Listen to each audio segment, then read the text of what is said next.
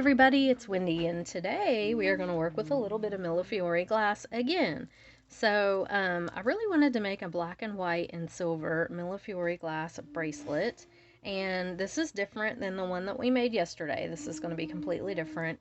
Yeah, I'm going to do this, and if you want to follow along, I'm going to tell you what you need. So you need some Millefiori glass and a mix of some other beads if you want. You don't have to, but I'm putting in some sparkly rondelles here. There's a white one. These are actually on my website. They are called Snow Cap, I think. I think they're so pretty. I just love them. They're super white, and I think they're beautiful. And then these are some little rondelles with like a vitriol coating that I'm using, some spacers, some little bicones on here, and then a bunch of Millefiori glass. So I've got a couple piles here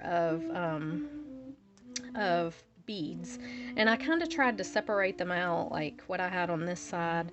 I tried to make it even kind of with what I have on this side. Now I'm not sure I'll use all of them. I probably won't, but like, see, I have one of each of these on each side. One of the bigger balls. Thought I had another one of those on the other side. Huh, maybe not. Okay. But, you know, I tried to kind of even it out a little bit. And then I have a filigree piece, and I do have a lot of these on my website too, filigree stuff. And I just took this and I bent it a little bit so that it would kind of hug my wrist. And I took a lucite, or not lucite, but a resin cabochon rose and glued it on there. And I went ahead and glued these on ahead of time just so we wouldn't have to wait for the glue to dry. If you can hear the saxophone in the background, that's Chris. He's practicing. um, okay, and then I have some bead caps. Just going to use some little bead caps. And then I have a bunch of head pins up here. I have got some oval jump rings, and I'm going to use these because I feel like they're a lot more secure than regular jump rings, and I don't want to try to use split rings on this chain because it'll bend the split ring out too big. And then I have a couple lengths of chain. I've got one smaller one and one longer one. This one I will, I just want one longer one so people can make it longer if they want to. The smaller one will go, I'll put the lobster on this side so it can clasp into any one of these. Okay, so a couple pieces of chain. And then I have I have a couple lobster claw clasps laid out here. I don't know if I'll use this big one or this smaller one. It just depends on how much room, like if it's too long, I'll use the smaller one. We'll just have to see how that goes. I have a couple of bigger oval jump rings that I'm going to use to attach this to the chain, this filigree to the chain. And I have a really thick jump ring that I'm going to hook the lobster claw onto the chain with. And then I'm going to make a pair of earrings that match as well. And I'm trying to pull these off my bead mat. I accidentally glued them to it. So these little filigree pieces are on my website right now. They're really pretty, I think. I love them. And I glued a little resin cabochon flower onto here, and we're going to use those and some fishhook ear wires to make earrings to match this. Okay, and you're going to need your tools, of course, and I do have some extra jump rings out here just in case, but I think that's everything. And I will be using a one-step looper too because I'm going to be making a ton of dangles. So get all your stuff together and come on back and we'll get started. Okay, so I glued this on ahead of time just, to save time so we wouldn't have to fool with that, and the ones on the earrings as well. You can get these cabochons on Amazon. I'm actually going to order some to have them on my website, but yeah, they're really pretty. I use them a lot. Okay, so the first thing I'm going to do is I'm going to take the chain and I'm just going to start making my dangles. I'm not going to hook it yet to the bracelet. I'm going to start making my dangles and just lay them out side by side, this side and this side, so I can kind of see what I have on each side. So if you have a one-step looper, I'll show you both ways to make dangles. So if you have a one-step looper, it's easy. I don't usually use it unless I'm doing a bunch of dangles, just because. I don't even know why, I just don't. But I'm just going to put on a little spacer bead, and I'm going to do this white. Actually, I might do some bead caps here. I'll do a couple bead caps. This white rondelle. I love these rondelles. I think they're so pretty. And I'm just going to stick it right up in here in my one-step looper. And I am going to press it. And then I like to bend this back a little. Now, one thing about the one-step looper is it does not always close these, and you will have to go back and make sure that they're closed. But that is how easy it is to make a loop with it. It is super easy. So now I'm going to make a couple here without it and just show you how you can do that too. So you need a pair of flat nose pliers, and you just put your bead on there. You bend it at a 90-degree angle, like that. And then you use your cutters and you cut. And I usually do, I don't know, about the width, a little bit less than the width of my finger right there. I don't like to make huge loops. And then you're going to take your chain nose plier, or your round nose pliers, and you're just going to grab at the very end. Whoops. I'm not doing very good, am I? I need to put my glasses on. They're laying right there. And you just roll this back like this. Okay, just like that. And there you have a little loop. So that's the way you can do it with or without the looper. I'm going to use the looper just because it will make things easier because I'm doing so many. So I just vary the way things go. So like I think I'll use one of these silver bicones next, and this cube bead. And I love these cube beads. Look at this. They're like diagonal, which I think is very cool. We're going to put it right in here. And just make our loop, bend it back a little, and pull it out. And I'm just going to do a ton of different dangles. Now this one already has a little thing on it, so I don't have to do anything to it. Let's do this one. So I have one of these on both sides. And like I said, I'm just going to try to make them kind of matching on both ends. But it won't be completely matching. I just want to have, if I've got a huge bead over on one side, I want to try to have a huge bead over on the other side. And, you know, I'll do it that way. I love these sparkly rondelles. They're so pretty. So I might do, let's see, what do I want to do with that? I might do, let's see, I'm going to do that sparkly rondelle, then a bead cap, and then this rondelle. And I just do a bunch of different things. I mean, you know, I just make a bunch of different types of dangles. I'll use bicones on some, I'll use rondelles on some. I just like a lot of variety. Here's another one. Let's see what we got over here. Let's use a little round. Let's do a bead cap on here. And do this little round guy. He's cute. Okay. Some of them I'll do a single bead. Some of them I'll do, you know, more than one bead on there. That one actually has a face on it. Look how cute. That's really cute. Okay. And the looper will hang on to your wire in there, so that's kind of nice. It doesn't fly off anywhere, but sometimes it's a little hard to get out. There we go. Got it. Alright, let's see. Let me do a long bite, or a long head pin, and I'm going to do one of these and a big tall bead, and then maybe one of these little spacers like that. And again, just stick it in there, push it down, loop it.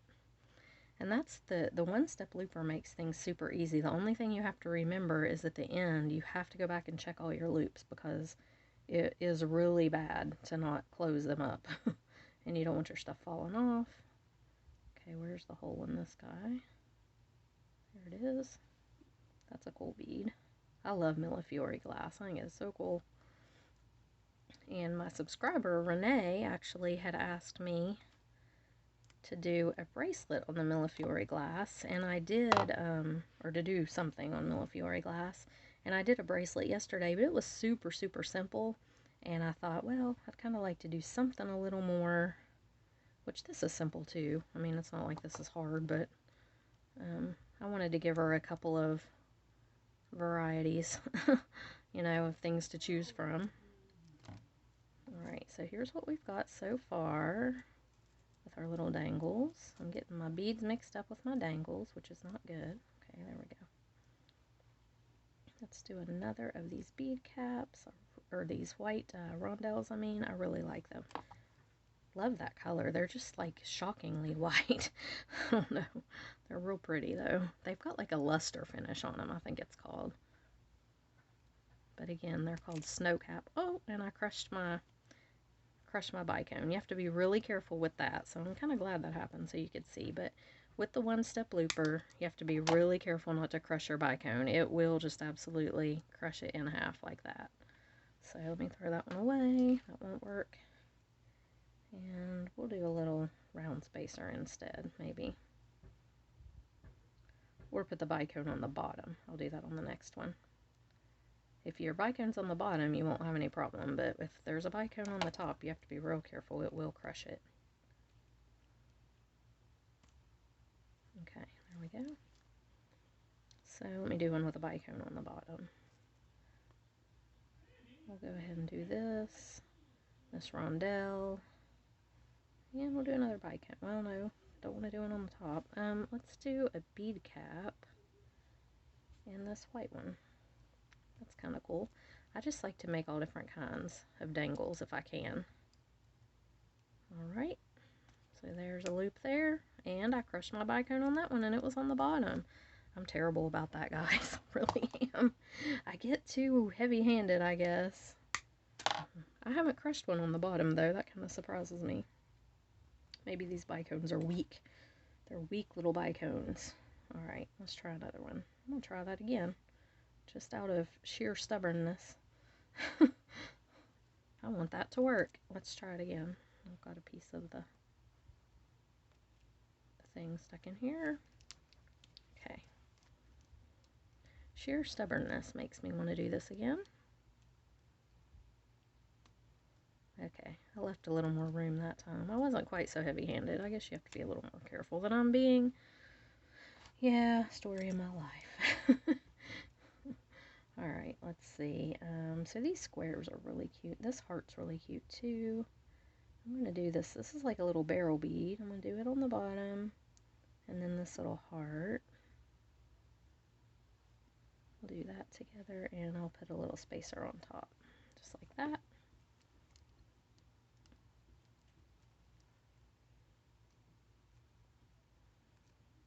And this didn't want to go. There we go. Didn't want to go in there. If you hear a bunch of gibberish in the background, that's Chris. He's talking to the animals. He makes the weirdest voices when he talks to them. It's just really strange. I don't know. It gets on my nerves. Of course, I'm kind of grouchy sometimes, but I'm like, oh, what are you saying? What are you doing? It's just, I don't know. I'm sure other people do that too.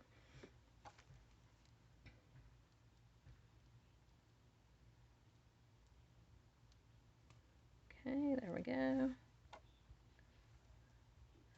I've never been one for the baby talk kind of stuff or the gibberish. I always talk to my kids just in normal adult language. I never talk to them like babies, and therefore they, you know, always talked really well. They didn't do a lot of baby talk type stuff. They said a few things that were not right, but for the most part, they were pretty intelligible even at a young age. Which could be good and could also be bad, because sometimes they say things you don't want other people to understand. So, I remember one time we were in Walmart, and there was this lady. Logan was little. He was probably, gosh, I don't know. He was so little that he was sitting in the basket in the top. So he couldn't have been, you know, he couldn't have been very, he probably wasn't even 2 yet. And there was this lady beside us in the aisle, and she had a little boy sitting in the basket part of the buggy where she was at, and that little boy reached out for something on the shelf, and she cussed at him and smacked his little hand, and Logan looked at me. There's nothing I could have said that would have said it any better than this. Logan looked at me, and he was tiny. I mean, he couldn't have even been 2 years old yet, and he went, wow. He goes, I'm glad she's not my mommy. And she heard him too, and I was like, yep, I'm glad she's not your mommy too, because yeah, but she was horrible, that little kid. I felt so sorry for him. There's just no need to be mean. I mean, he was tiny, he didn't know any better. She smacked him and cussed at him, and I thought, oh, some people just don't deserve kids. But Logan said it right out of the mouths of babes. She just looked at Logan like, I thought, yeah, lady, you reach out and touch my kid and you're going to be hurting for it. But anyway, that's one story. I'll never forget him. And he said it in perfect little English, too. So, oh, okay. So now I've done this many on this side. I'm going to try to do, pretty much the same amount over here. I'm just going to use all the big beads. So I'm going to pause this and come back when I'm done. Okay, so I'm back and I have got all of my little dangles made. Everything is made here. And I just want to make sure that they look kind of even. I'm thinking that there's more white on this side than on this side. So I'm just going to transfer a couple over. And now it looks pretty much even. Okay, so here's my middle piece right here. And what I'm going to do is I've got two, where'd they go? Where did they go? Oh, here they are. I was going to say, I knew I had them out. I've got two oval jump rings.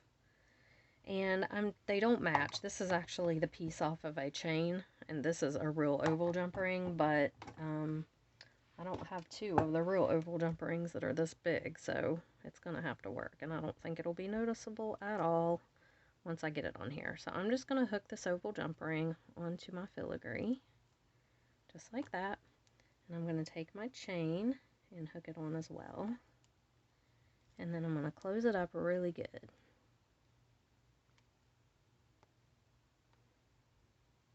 And it should be big enough. Yes, it is. It's going to lay. And I kind of wanted these oval jump rings so it would lay flat. I knew if I had a round one, it would kind of stick up there. So now this one might be a little hard to open because it's definitely thicker than the other one, just a little. And so I open them like that when they're that way. I'm going to put this one on and put my chain on as well. And then just try to close this one back. Like I said, it's thick. But they'll be nice and secure because they are so thick. This one is especially. This came off of a really thick chain. And if I had two of the regular oval jump rings, I would rather have used that, but I just didn't. So, alright, so there it is. I have it hooked on now, and I am going to take my all my little oval jump rings right here, and I'm going to hook on all of the little dangles all over this bracelet. So I'll do a few, and then I'll pause it so you don't have to watch me do all of that. But I just want to take them, and I want to try to stagger. So I am going to hook the first one right here. On the first, on the second link actually. Not the link that's hooked onto the filigree, but the second link. So I'm going to go ahead and put that right there. Okay. And I'm just going to try to stagger them down through here. Like I want to do the black one next. And these jump rings are all different sizes. I'm just picking them at random. I'm not like trying to pick the same size or anything. I just want to make sure that I kind of get the beads looking even. And the jump rings, the reason that I pulled out just a bunch of different sizes is because it will make these dangles hang at different levels on here. Some will be longer than others, and that's what I want. But I'm going to make sure as I do this that each of the dangles, the loops on the dangles are closed up really good, because otherwise they're going to be falling off your jump rings. So, and like I said, the one-step looper does not do a good job of that, so just make sure that your dangles are closed up really well as you go. That'll just save you, having to go back through and do all of it, or having some of your dangles fall off and then having to go back through and do all of it, which would be a pain. Okay, so again, just taking a jump ring. And let's see, let's do this big white one. I try to do the bigger ones up toward the middle, toward the front of it, because the smaller ones will bother your wrist less. Like if you have to put your wrist down on the counter, I'd rather have the smaller ones down here. And they're not going to show as much anyway, so I kind of want to have the big ones, the focal ones, up toward the middle if you can. So here's this guy. Now this one isn't closed up very good either.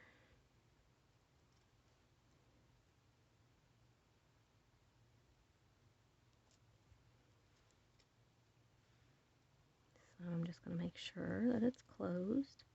You can take it and just kind of bend it that way and just make sure they're closed up really good. We'll do this black one.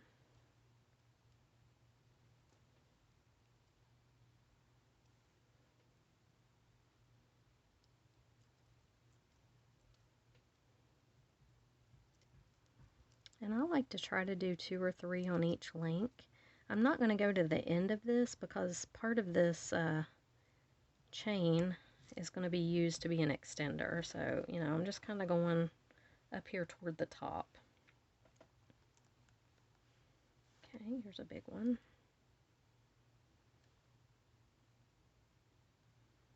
But I like these to be real fluffy and have a lot of beads, a lot of dangles. I had one similar to this, a set similar to this, and I sold it, so I kind of wanted to make this one. I may keep it, I don't know. I wear a lot of black and white, a lot of black. So this probably would go with a lot. Okay.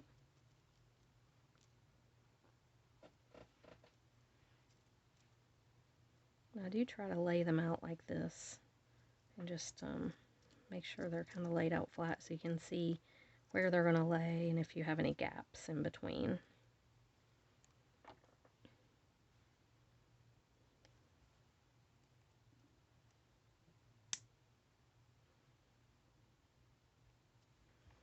Okay, and I'll hook on one more, and then I'm going to pause the video. I'm going to do this one right here.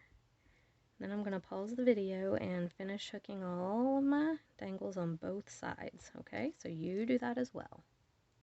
Okay, so I'm getting kind of into this, and I just wanted to point out something. So when I lay this across my wrist like this, which is where it's going to go, a lot of my dangles are to the side, which is fine, but I actually want a bunch up here too. So I know I said I wasn't going to hook any to this first link, but I actually am. I'm going to hook a bunch of them to the first link because I want them to show when the bracelet sits like that. So just keep that in mind. You know, you can obviously do it however you want, but I just wanted to point that out, that I am hooking a bunch of them up here. And you can even hook them to each other. You can even hook them around in here if you wanted to, and I may. I'm not sure. We'll see. Okay, so I have got all of my dangles hooked on, and when I lay this across my wrist, this is what it looks like. And I love it. It is so cute. It's fluffy and just has a lot of movement, and I think it's really adorable. Now, you could, if you wanted to, put some along here, but I don't think I want to. I think I like it just on the sides like this. And as you wear it, it's going to flop around a little anyway, and they're going to kind of float. So yeah, it's really cute. Okay, so I have put an angle on the end here, and now I am going to, if I can find the chain, put my lobster on. Let me find the chain. There it is. Okay, so I'm going to use this real thick jump ring that I laid out here because these are hard to get open too because they're so thick. But I really want my lobster to be secure on there, so I'm going to use this guy. Open him up. And I think I am going to use this big lobster on here because I like it and because I have a lot of chain on the other side that I can hook it back onto. But let's see how it looks. Okay, so yeah, I can hook it all the way up to the top here, and it'll be easier to get open and closed for me because I'm not really good with them. So there is the bracelet, and I think it turned out really cute. I guess I should have made sure that this lobster would go in. Yeah, it will. Okay. I think it turned out really cute. So now we're going to do the pair of earrings. So let's lay that right there. So for the earrings, I have these little findings. Like I said, they're on my website, these little teardrops. I have the flowers glued on, and I've got a couple beads. And I need a couple of eye pins. So here's one. I thought I had another one laid out here, but I'm not finding it. It might be in that pile. It probably is in that pile.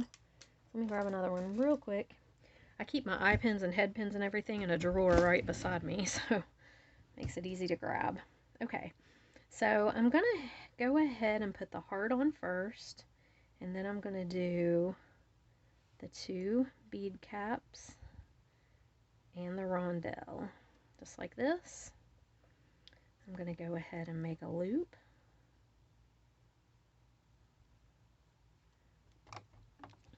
this off. And chain nose pliers. Or round nose pliers. I get those confused. I always call them the wrong thing. Opposite thing. Okay, and I'm just going to make a loop. So there we have it. Get it closed up. My little bead caps wanting to go up in it. There we go.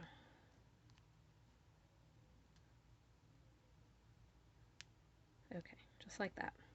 Alright, now I am going to take this and I'm going to hook my fish hook ear wire to it. Just like this.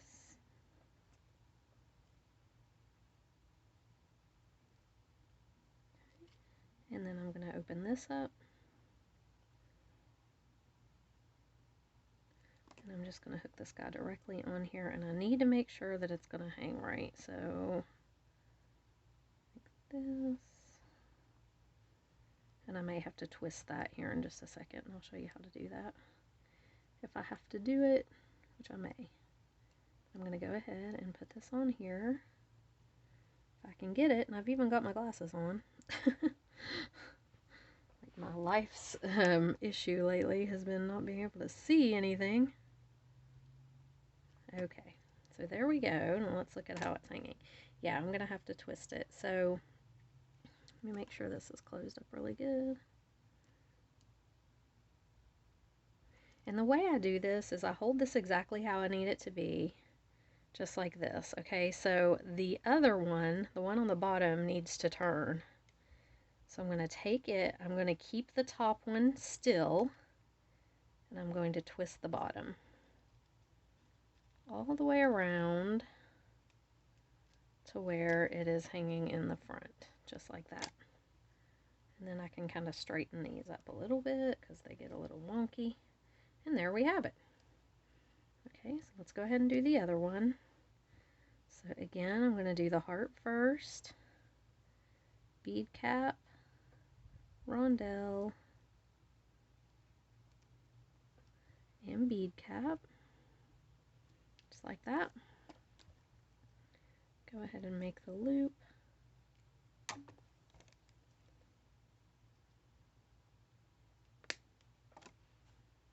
And roll this back. That's a little long, I think. Let me trim it just a bit.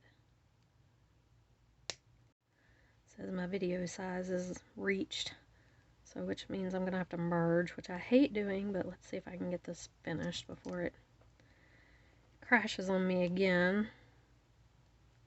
So I'll go ahead and start ending the video because it looks like it's going to not record much longer. I've reached my limit.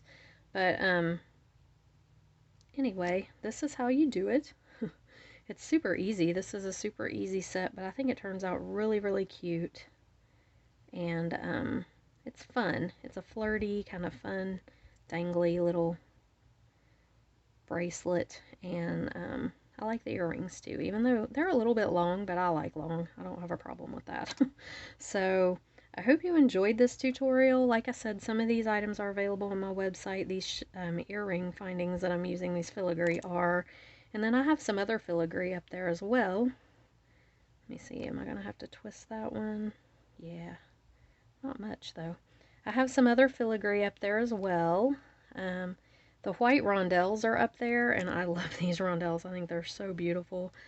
But yeah, there it is. So there's the earrings and the matching bracelet. And I hope you enjoyed it. So if you did, like it, please, and subscribe to my channel. And I will see you in the next video. Bye!